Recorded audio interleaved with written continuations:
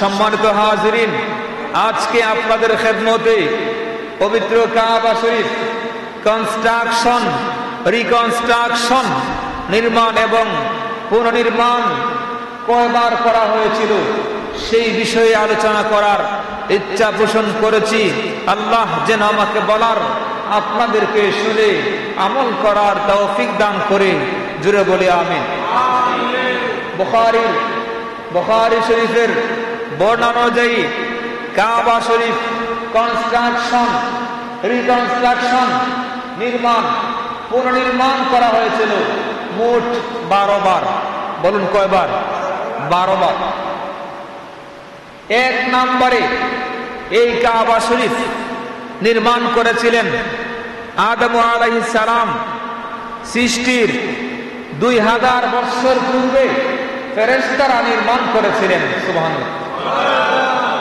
তাহলে সর্বপ্রথম নির্মাণ করেছিলেন কারা? ফেরেশতারা। ফেরেশতারা নির্মাণ করেছিলেন। যেহেতু ফেরেশতাদের জন্য এই জমিনের মধ্যে ইবাদতের জন্য কোন ঘর ছিল না, শুধুমাত্র ছিল আসমানি ফেরেশতাদের জন্য বাইতুল মামুর। সেখানেই তারা ইবাদত করতেন, বন্দেগী করতেন। কিন্তু এই জমিনের মধ্যে ফেরেশতাদের জন্য ইবাদতের কোন ঘর ছিল না। তাই সর্বপ্রথম ফেরেশতারা এই জমিনের মধ্যে বাইতুল মামুর বরাবর ইবাদতের জন্য সর্বপ্রথম এই কাবা নির্মাণ করেছিলেন ফেরেশতারা। জুড়ে বলেন সুবহানাল্লাহ। 2 নম্বরে আদম আলাইহিস সালাতু ওয়াস সালাম জান্নাত থেকে যখন পৃথিবীর মধ্যে এসেছিলেন, আসার পরে তিনি আল্লাহ দরবারে আরজ করেছিলেন, হে আল্লাহ, জান্নাতের মধ্যে ছিলাম, সুন্দর সুন্দর তাসবিহ পাঠ করতে শুনেছি, কিন্তু এই জমিনে আসলাম, আসার পরে তো সুন্দর তাসবিহ পাঠের আওয়াজ শুনতে পাচ্ছি না। কোথায় ইবাদত করব, বন্দেগী করব, একটা স্থান আমাকে নির্ধারণ করে দাও। তখন আল্লাহ ফেরেশতার মাধ্যমে, জিবরাইলের মাধ্যমে সাইয়্যিদুনা আদম আলাইহিস সালামকে ওই বাইতুল মামুর বরাবর এই কাবা নির্মাণ করার জন্য আল্লাহ পাক আদেশ করলেন। জুড়ে বলেন। তাহলে 2 নম্বরে হযরতে সাইয়্যিদুনা আদম আলাইহিস সালাম এই কাবাকে কি করেছেন? পুনরায় নির্মাণ করেছেন। সুবহানাল্লাহ। অনেক দিন চলে গেল। আদম আলাইহিস সালাম বেহেশতের মধ্যে অবস্থান করলেন, জমিনে আসলেন, হাওয়ার সাথে সাক্ষাৎ হলো। অনেক লম্বা কথা, সন্তান হলো জোড়ায় জোড়ায়। অনেক লম্বা সময় চলে গেল। কাবিলের মধ্যে হত্যাকাণ্ড সংঘটিত হলো। হাবিলকে হত্যা করলো কাবিল। অনেক লম্বা কথা। শেষ পর্যন্ত আদম আলাইহিস সালামের 41তম সন্তান হযরতে শীস আলাইহিস সালাম। জুড়ে বলেন সুবহানাল্লাহ। অর্থাৎ তৃতীয়বারে আদম আলাইহিস সালামের সন্তান 41তম সন্তান। 40 সন্তান জোড়ায় জোড়ায় হতো।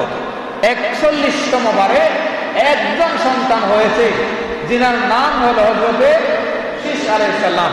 শীস আলাইহিস সালাম আসার আগে যারা পৃথিবীর মধ্যে এসেছেন, ওনারা সবাই আদম আলাইহিস সালামের শরীয়তের মধ্যে ছিলেন, সন্তান ছিলেন, নবী ছিলেন না। আর 41তম যে সন্তান শীস আলাইহিস সালাম, উনি একজন পয়গম্বর ছিলেন, একজন নবী ছিলেন। জুড়ে বলেন। 3 নম্বরে দীর্ঘদিন চলে গিয়েছে, কাবা নিশ্চিহ্ন হয়ে যায়। শীস আলাইহিস সালাম আবারও এই কাবা ঘর পুনরায় নির্মাণ করলেন। জুড়ে বলেন। আর জুড়ে বলেন। 4র্থবারে এই আদম নবীর সন্তানদের মধ্যে শীস আলাইহিস সালামের পরে সন্তানগণ আসছে দুনিয়ার মধ্যে। আনুশ, কান্যান, মাহলাইল, ইলারস, আহনুক, হযরতে ইদ্রিস আলাইহিস সালাম, মুতাসালেহ, লামিক, আব্দুল গফফার। আব্দুল গফফার হচ্ছে হযরতে নূহ আলাইহিস সালামের পূর্ণ নাম। জুড়ে বলেন। নূহ আলাইহিস সালাম পর্যন্ত সন্তান জমিনের মধ্যে কি বলেন পরস্পর আসতে লাগলো। ধারাবাহিকভাবে। নূহ আলাইহিস সালামের জামানায় আপনারা সবাই জানেন ইতিহাস, মহা একটি প্লাবন হয়েছিল, বন্যা আর কি, ঠিক না? বন্যা এসেছিল। কেন এসেছিল? নূহ আলাইহিস সালাম উনি ওনার কওম লোকেরা বড় ডেঞ্জারাস ছিল, বড় অসভ্য ছিল, বেশিরভাগ লোক খুবই ডেঞ্জারাস ছিল। নূহ আলাইহিস সালাম যখন তাদেরকে ইসলামের দাওয়াত দেন, কোরআনের দাওয়াত দেন, জান্নাতের নিয়ামতের কথা বলেন, তারা পাত্তা দিত না, টিটকারি করত, মস্কারি করত, আর বলতো, হে নূহ, তুমি আমাদের কাছে এত মাতব্বরি করার দরকার নাই। নাউজুবিল্লাহ। আরে জোরে, আমরা কি আর বুঝতে কম বুঝি? এত বুঝতে আমাদের সামনে করবেন না। নাউজুবিল্লাহ। দাউতু কওমি লাইলা ওয়া নাহারা। আল্লাহু আকবার বলেন।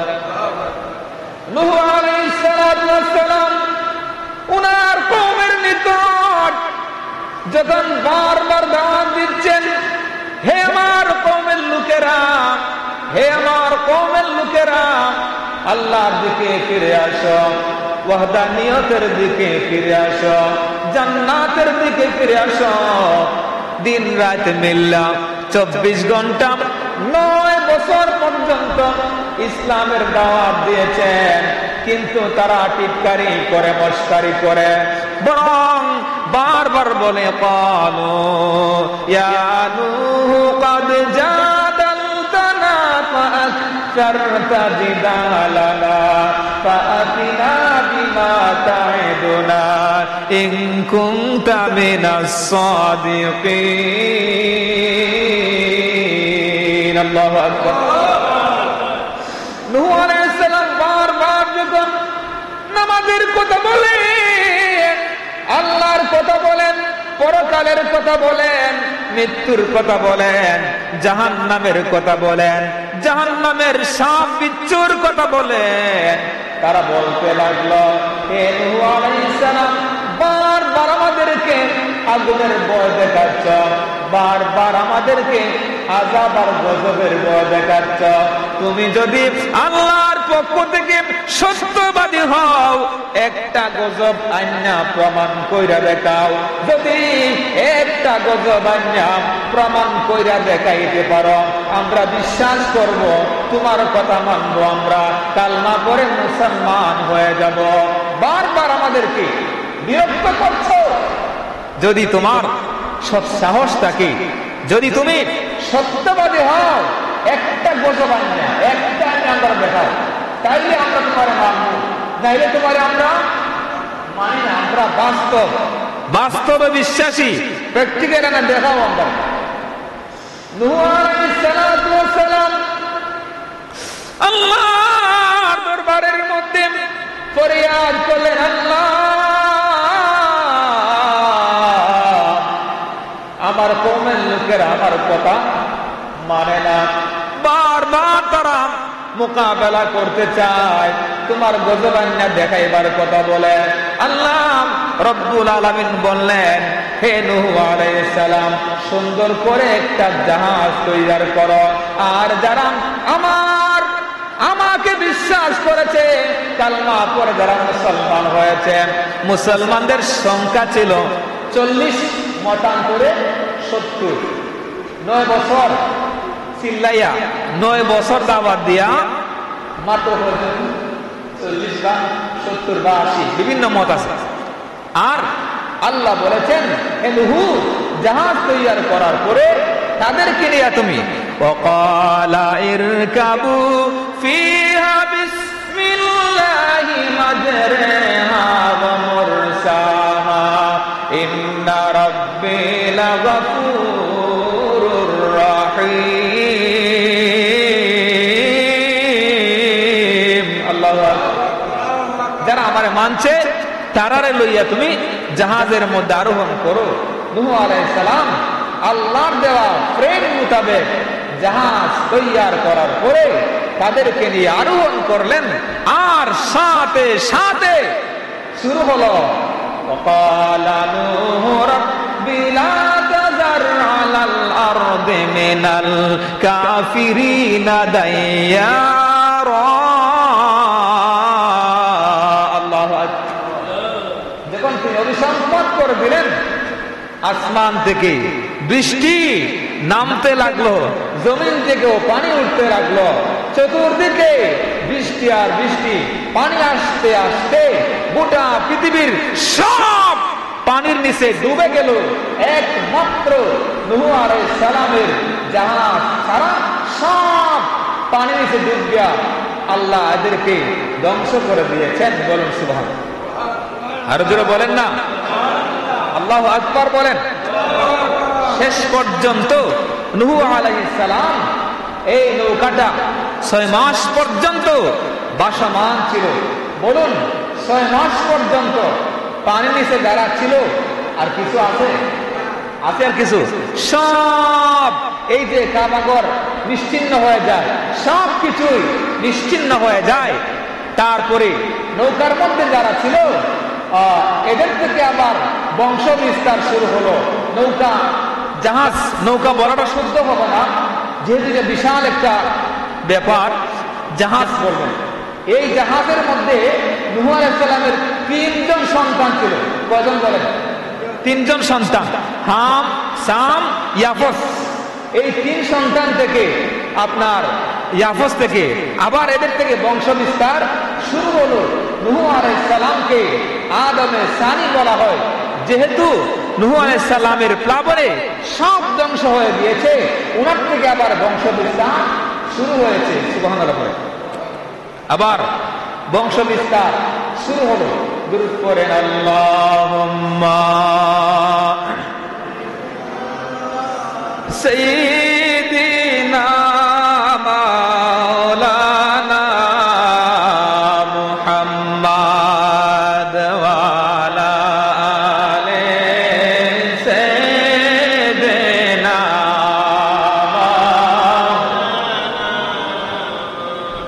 এমন নবীর উম্মত আমরা, যেই নবীর নাই তুলনা, যাহার পর পরেন দরদ স্বয়ং প্রভু রব্বানা। আল্লাহুম্মা সাল্লি মাওলানা মুহাম্মাদ ওয়া আলা আলি সাইয়্যিদিনা। নূহ আলাইহিস সালাম ওনার থেকে আবার ওনার সন্তান থেকে আবার বংশ বিস্তার শুরু হলো। নূহ আলাইহিস সালামের প্লাবনের সময় সব যখন নিশ্চিহ্ন হয়ে যায়, আবার নূহ আলাইহিস সালাম আল্লাহর ঘর খানে কাবা আবার তিনি পুনরায় নির্মাণ করলেন। সর্বপ্রথম ফেরেশতারা করেছেন আদম নবী সৃষ্টির 2000 বছর পূর্বে। 2 নম্বরে আদম আলাইহিস সালাম এই কাবা ঘর পুনরায় নির্মাণ করেন। 3 নম্বরে হযরতে সাইয়্যিদুনা শীশ আলাইহিস সালাম নির্মাণ করেন। 4 নম্বরের মধ্যে নূহ আলাইহিস সালামের সময় যখন প্লাবন হয়েছিল, ওই মহাপ্লাবনের সময় আবার নিশ্চিহ্ন হয়ে যায়। নূহ আলাইহিস সালাম ওনার মূল নাম ছিল আব্দুল গফফার। আব্দুল গফফার অর্থাৎ নূহ আলাইহিস সালামের সময় যখন নিশ্চিহ্ন হয়ে যায়, নূহ আলাইহিস সালাম 5ম বারে তিনি আবার আল্লাহর ঘর খানায়ে কাবা পুনরায় নির্মাণ করেন। সুবহানাল্লাহ। 5ম বারে নূহ আলাইহিস সালাম আবারও কি করেছেন? এই কাবা শরীফ পুনরায় নির্মাণ করেছেন। সুবহানাল্লাহ পড়েন। এই কাবার মধ্যে অসংখ্য নবীগণের হাত স্পর্শ লেগেছে। কেন বরকত মণ্ডিত হাদাল বালাদুল আমিন? কেন এই নগর মক্কা নগর নিরাপত্তার শহর? কেন এত ফজিলত? কেন এত বরকত মণ্ডিত? অসংখ্য নবীগণের হাতের ছোঁয়া লেগেছে, স্পর্শ লেগেছে, দোয়া আছে। জুড়ে বলেন সুবহানাল্লাহ। নূহ আলাইহিস সালাম 5ম বারের মতন নির্মাণ করেন, পুনরায় নির্মাণ করেন। তারপরে আবারও আস্তে আস্তে আবার যখন অনেক লম্বা কথা নিশ্চিহ্ন হয়ে যায়, হযরতে সাইয়েদনা ইব্রাহিম আল খলিল আলাইহিস সালাম এই শাম থেকে আবার বংশ বিস্তার আর পাকশর আবির আল হুদ ফালিখ আরগু শারুখ তারুখ নাহুর তারুখ ওনার সন্তান হচ্ছে ইব্রাহিম আলাইহিস সালাম। ধরে বলেছেন ইব্রাহিম আলাইহিস সালামের সময় আবারও নির্মাণ করার জন্য আল্লাহ ইব্রাহিম আলাইহিস সালামকে একটা ফ্রেম দিয়েছেন। কিভাবে নির্মাণ করবেন স্ট্রাকচার দিয়েছেন, অর্থাৎ কিভাবে এই কনস্ট্রাকশনটা একটা স্ট্রাকচার ফ্রেম, অর্থাৎ ডানে কিরকম হবে, বামে কিরকম হবে, সামনে কিরকম হবে, পিছনে কিরকম হবে, উচ্চতা কতটুকু হবে, দৈর্ঘ্য প্রস্থ সবগুলি মিলাইয়া ইব্রাহিম নবীর আল্লাহ একটা সুন্দর ফ্রেম দিয়েছেন, যেটার কথা কোরআনে আছে। জুড়ে বলেন সুবহানাল্লাহ। وَإِذْ بَوَّأْنَا لِإِبْرَاهِيمَ مَكَانَ الْبَيْتِ আল্লাহ রাব্বুল আলামিন ইব্রাহিম আলাইহিস সালামকে এই কাবা ঘর পুনরায় নির্মাণ করার জন্য একটা ফ্রেম দিয়েছেন। কিভাবে নির্মাণ করবেন এই ফ্রেম নিয়ে ইব্রাহিম আলাইহিস সালাম রাজমিস্ত্রি হলেন। ইব্রাহিম আলাইহিস সালাম কি হলেন বলেন না? রাজমিস্ত্রি। আর ওনার সন্তানের নাম ছিল ইসমাইল আলাইহিস সালাম। ইসমাইল আলাইহিস সালাম হলেন ওনার যুগালী। একজন মিস্ত্রির সাথে কি লাগে? একজন যুগালী লাগে না? ইব্রাহিম আলাইহিস সালাম আল্লাহর দেওয়া ফ্রেম নিয়ে কাবা ঘর পুনরায় নির্মাণের কাজ বলেন না শুরু করলেন রাজমিস্ত্রি হয়ে। আর ওনাকে যুগালী দিচ্ছেন কে? হযরত ইসমাইল আলাইহিস সালাম। জুড়ে বলেন সুবহানাল্লাহ।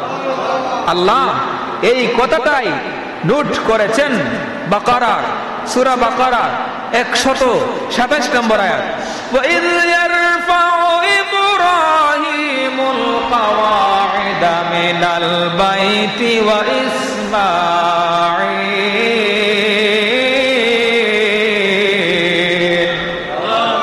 وَإِذْ أَرْجُكُمْ يَرْفَعُ মানে আবারও এই ভিত্তিটা কি করলেন? আবার কাজ শুরু করলেন। কাজটারে আবার উঠাচ্ছেন ইব্রাহিম আলাইহিস সালাম। আল্লাহর দেওয়া ফ্রেম মোতাবেক কাজ শুরু করলেন। ইয়ারফাউ উত্তোলন করলেন ইব্রাহিম আলাইহিস সালাম কাওয়াইদা মিনাল বাইত। এই কাবা ঘরকে আবার তিনি পুনরায় নির্মাণ করার জন্য কাজ শুরু করলেন। আর ওনার এই কাজের মধ্যে সহযোগিতা করলেন ইসমাইল আলাইহিস সালাম। সুবহানাল্লাহ। এবার শুনেন, ইব্রাহিম আলাইহিস সালাম কাবা ঘর পুনরায় নির্মাণ করলেন। আল্লাহর দেওয়া যে ফ্রেম মোতাবেক যেমন লাগে আরো উপরে। মনে করেন আমার হাইট আছে 5 ফুট 5 পর্যন্ত। আমি কি 5 ফুট 10 যেতে পারবো? যাইতে গেলে একটা কি লাগবে? একটা মাধ্যম লাগবো, একটা মই লাগবো, একটা লিফট লাগবো, ঠিক না?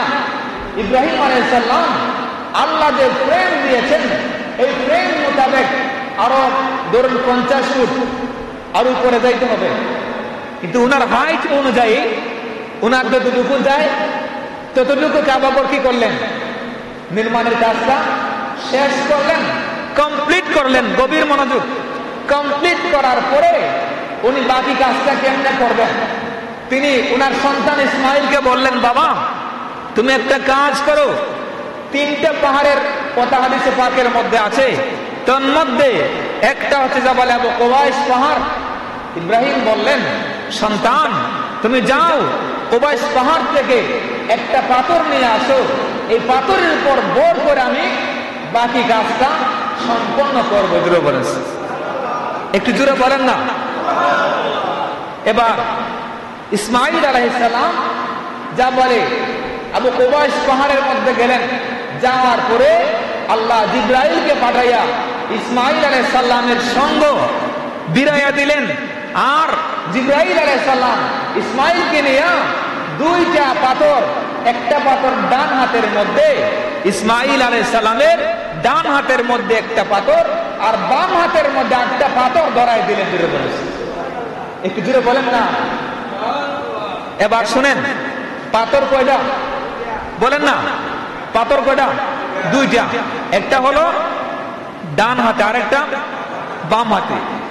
তখন জিবরাইল বলল, ইসমাইল এই 2টা পাথর কিন্তু আদম আলাইহিস সালাম জান্নাত থেকে আনছিলেন। তুমি যাও, দুইটা পাথর নিয়ে একটা কাবার সঙ্গে ফিট করে দিবে, যে আল্লাহ নির্দেশ, এটার নাম হাজারে আসওয়াদ। আরেকটা পাথর দিয়া কাবার যে বাকি কাজটা আছে এটা সম্পন্ন করবে। সুবহানাল্লাহ। তাহলে দুই হাতের মধ্যে দুইটা পাথর নিয়ে ইসমাঈল আলাইহিস সালাম ইব্রাহিমের কাছে আসলেন। বাবা যান, নিন এই দুইটা পাথর, নির্দেশ এসেছে একটা কাবার সঙ্গে ফিট করে দাও, আর একটা দিয়া কাবাঘর পুনরায় নির্মাণের কাজটা কমপ্লিট করো। সুবহানাল্লাহ। এবার একটাকে ফিট করে দেওয়া হলো। এটা ফিট করার বিষয়ে অনেক কথা আছে, সময়ে পরবর্তী সময় ইনশাআল্লাহ বলবো। এটার নাম হাজারে আসওয়াদ। এই হাজারে আসওয়াদ পাথরের মধ্যে চুম্বন করলে বান্দার সম্মান বেড়ে যায়, চুম্বন করলে বান্দার গুনাহ মাফ হয়ে যায়, চুম্বন করলে হাসরের ময়দানে এই পাথর বান্দার জন্য সুপারিশ করে বেহেশতের মধ্যে নিয়ে যাবে। জোরে আর অনেক ফজিলত আছে। 2 নম্বরে যে পাথর মাকামে ইব্রাহিম, এই পাথর লিফটের কাজ করেছিল। এটা নিয়ে যখন ইসমাঈল আলাইহিস সালাম রাখলেন, ইব্রাহিম আলাইহিস সালাম এই পাথরের মধ্যে উঠলেন। উঠার পরে দেখা যায় অটোমেটিকলি এই পাথরটা উপরের মধ্যে উঠতে লাগলো। যাইতে যাইতে ইন্তেহাউল গায়া, অর্থাৎ আল্লাহ পাক যে একটা ফ্রেম দিয়েছিলেন 50 ফুট মনে করেন, এই পর্যন্ত গিয়ে স্থির হয়েছে। আর ইব্রাহিম আলাইহিস সালাম এভাবেই তিনি পাথরে দাঁড়িয়ে দাঁড়িয়ে এই কাবাঘরটা পুনরায় সম্পূর্ণ নির্মাণ কাজটা কি করলেন? কমপ্লিট করলেন। জোরে বলেন, আর জোরে বলেন। এই পাথরে লিফটের কাজ করেছে। লিফটের মতন চতুর্দিকে ঘুরে ঘুরে যেখানে যাওয়ার দরকার সেখানে গিয়েছে, যেখানে কাজ করার দরকার সেখানেই কাজ করেছে। অর্থাৎ আল্লাহর দেওয়া ফ্রেম মোতাবেক এবার এই ঘরটাকে ইব্রাহিম আলাইহিস সালাম ওনার সন্তানকে নিয়ে কমপ্লিট করেছেন। জুড়ে বলেন সুবহানাল্লাহ।